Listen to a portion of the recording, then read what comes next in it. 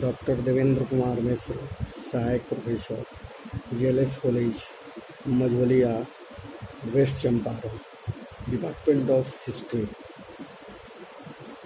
आज हम आप लोगों से सरदार वल्लभ भाई पटेल के विषय पर चर्चा करेंगे। सरदार वल्लभ भाई पटेल एक कड़े निर्णय लेने वाले नेता थे। क्यों उनको लौह पुरुष कहा जाता था? उनकी उपाधि लौह पुरुष क्यों पड़ी? स्वतंत्रता आंदोलन में कब जुड़े? गांधी जी के संपर्क में कब आए? आज़ादी के बाद उन्होंने क्या किया? इन सारी बातों पर हम आप लोगों से चर्चा करेंगे। सरदार वल्लभ भाई पटेल भारत के लौह पुरुष के नाम से विख्यात थे। गांधी युग के नेताओं में उनका उच्च कोटि के नेताओं में उच्च स्थान था। जितने बड़े नेता थे उनमें एक उनका भी नाम था। सरदार वल्लभ भाई पटेल आर्थिक स्थिति उनकी अच्छी नहीं थी। वो मध्यम वर्ग से आते थे। वो बड़े वकील बनना चाहते थे, बैरिस्ट्री पढ़ना चाहते थे, परंतु आर्थिक तंगी के कारण उन्होंने मुख्तारी से अपना जीवन प्रारंभ किया। बाद में चलकर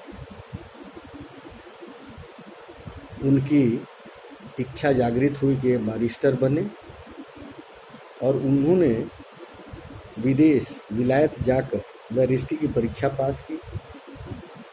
लौटने पर उनकी वकालत बहुत अच्छी चलने लगी और उनकी प्रैक्टिस इतनी तेज़ी से आगे बढ़ी, उनका नाम ख्याति इतना आगे बढ़ा कि धीरे धीरे उन्होंने सार्वजनिक तथा राजनीतिक कार्यों में भी भाग लेना प्रारंभ कर दिया। महात्मा गांधी के संपर्क में आकर वे राष्ट्रीय आंदोलन में भी कूद पड़े। उन्होंने गांधी जी के साथ खेड़ा सत्याग्रह के साथ साथ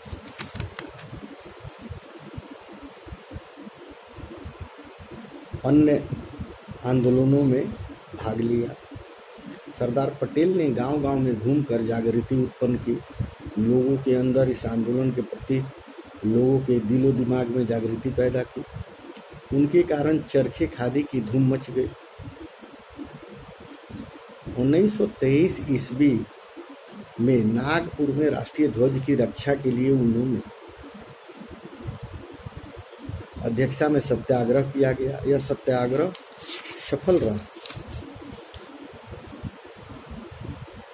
सरदार वल्लभ भाई पटेल का जन्म 21 अक्टूबर 1875 ईस्वी में गुजरात के करमसद गांव में हुआ था। 1927 ईस्वी में बारदोली सत्याग्रह हुआ, जिसका नेतृत्व सरदार पटेल ने किया। इसी समय जनता ने उनको सरदार की उपाधि से सुशोभित किया। कब? जब 1927 ईस्वी में बारदोली सत्याग्रह हुआ और इसका नेतृत्व सरदार वल्लभ भाई पटेल द्वारा किया गया। उसी समय उनकी उपाधि सरदार की जोड़ दी गई। उनकी गणना भारत के प्रमुख नेताओं में होने लगी। 1930 ईस्वी में नमक सत्याग्रह में उन्होंने भाग लिया और उनको इस कारण जेल भी जाना पड़ा। कांग्रेस के 1930 के कराची अधिवेशन का उनको सभापति बनाया गया। महात्मा गांधी के द्वितीय गोलमेज सम्मेलन से वापस लौटने पर देश में आंदोलन शुरू हो गया। सरदार पटेल को भी बंदी बना लिया गया। क्योंकि जब महात्मा गांधी गोलमेज सम्मेलन से लौटे तो भारत के राष्ट्रीय स्वतंत्रता आंदोलन की जो बातें थी उस गोलमेज सम्मेलन में नहीं बन पाई। तो उनके लौटने के बाद आंदोलन पुनः प्रारंभ हुआ, जिसके कारण सरदार पटेल को जेल में जाना पड़ा। उनका तबीयत उस समय काफ़ी बिगड़ गया, जिसके कारण उनको जेल से मुक्त कर दिया गया। 1935 ईस्वी के अधिनियम के अंतर्गत चुनाव में भाग लेने के लिए कांग्रेस ने एक संसदीय बोर्ड का गठन किया। क्या किया? एक संसदीय कमेटी का, बोर्ड का गठन कांग्रेस ने किया, जिसका अध्यक्ष सरदार वल्लभ भाई पटेल को बनाया गया। उन्होंने समस्त देश का दौरा किया। ये संसदीय बोर्ड के अध्यक्ष बनने के बाद सरदार पटेल ने पूरे भारत का दौरा किया और जनता के बीच एक नया जोश और जीवन ला दिया। उनके नेतृत्व में कांग्रेस को निर्वाचन में बड़ी सफलता प्राप्त हुई। उनका जो लोगों को समझाने का तरीका था, लोगों के अंदर जो जागृति पैदा करने की शक्ति थी, उसके उपरांत कांग्रेस को उस चुनाव में बड़ी सफलता मिली। उन्होंने सरकार की युद्ध संबंधी नीति का प्रबल विरोध किया। 1942 ईस्वी में भारत छोड़ो प्रस्ताव का समर्थन कर सरदार पटेल ने ही किया था। जो क्विट इंडिया मूवमेंट 1942 में गांधी जी द्वारा चला था कि अब अंग्रेजों को भारत छोड़ना ही पड़ेगा, उस समय सरदार पटेल का पूर्ण समर्थन मिला।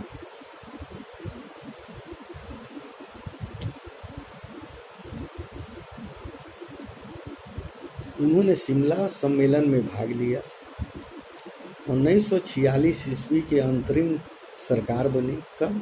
1946 में एक अंतरिम सरकार बनी। सरदार पटेल को प्रधानमंत्री बनाया गया। जो अंतरिम सरकार बनी, फिर ये तो आगे चल के ऐसा भी आया कि सभी चाहते थे कि प्रथम प्रधानमंत्री हमारे देश के सरदार वल्लभ भाई पटेल ही बने, परंतु गांधी जी की इच्छा थी कि जवाहरलाल नेहरू बने, और अंतोगत्वा जवाहरलाल नेहरू ही बने। अगर उस समय सरदार वल्लभ भाई पटेल भारत के प्रथम प्रधानमंत्री बने होते तो आज हमारे देश का परिवेश ही कुछ अलग होता। विभाजन के पश्चात उन्होंने भारत सरकार का गृह मंत्री, क्योंकि गांधी जी द्वारा सर्वसम्मति से फिर जवाहरलाल नेहरू को बना दिया गया, तो जवाहरलाल नेहरू के कैबिनेट में सरदार वल्लभ भाई पटेल को गृह मंत्रालय का जिम्मा दिया गया। उन्होंने इसे बखूबी संभाला और अपने नेतृत्व क्षमता के बल पर उन्होंने गोवा को, हैदराबाद के निजामुद्दीन को, और भी कई प्रदेश रियासतें थी जो भारत के अंतर्गत उस समय नहीं थी, उनको उन्होंने एकत्रित किया और भारत के अंदर किया। उस समय वो कश्मीर को भी चढ़ाई करके जीतना चाहते थे, परंतु तत्कालीन प्रधानमंत्री इसके पक्ष में नहीं थे, जिसके कारण उन्होंने ये मंशा को त्याग दिया। अपनी कुशलता और से उन्होंने देश की अन्य समस्याओं को भी सुलझाया। देशी राज के भारत में विलय और लोकतांत्रिकरण ने उन्हें अतीत सफलता प्राप्त हुई। उन्होंने ऐसे कठिन समय में देश भर में पूर्ण शांति और व्यवस्था स्थापित करने का महान कार्य किया। सरदार पटेल पूर्ण दृढ़ संकल्पी और निर्भीक तथा अटल थे। वे बड़े ही साहसी तथा धैर्यवान थे। भय उनमें छूकर भी नहीं आता था।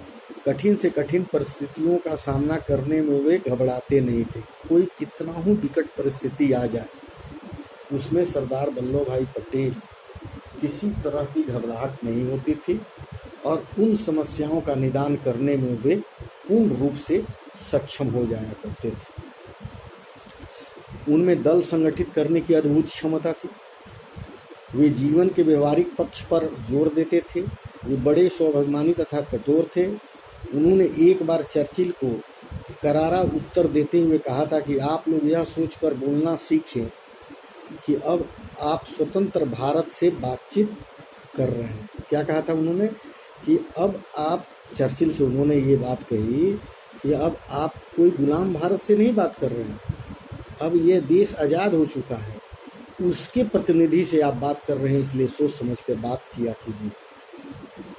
इसी प्रकार हिंदू मुस्लिम दंगे के अवसर पर उन्होंने कठोर शब्दों में कहा था कि मुसलमान यह न समझे कि लोग उनके भाले और तलवार से डर जाएंगे।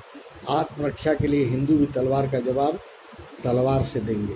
सरदार पटेल ने कड़े अनुशासन के पक्षपाती थे। वे अनुशासनहीनता के कार्यों को सहन नहीं कर सकते थे। इसी कारण कई बड़ी राजनीतिज्ञों से उनका को भाजन बनना पड़ा तथा उनका राजनीतिक जीवन सदा के लिए समाप्त हो गया।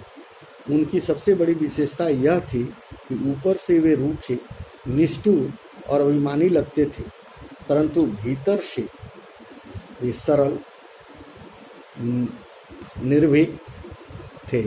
उनके बारे में लुई फिशर ने कहा था कि गांधी जी और पंडित जवाहरलाल नेहरू के व्यक्तित्व में चलने वाले कांग्रेस के वल्लभ भाई पटेल उन लोगों के राजनीतिक कर्णधार थे।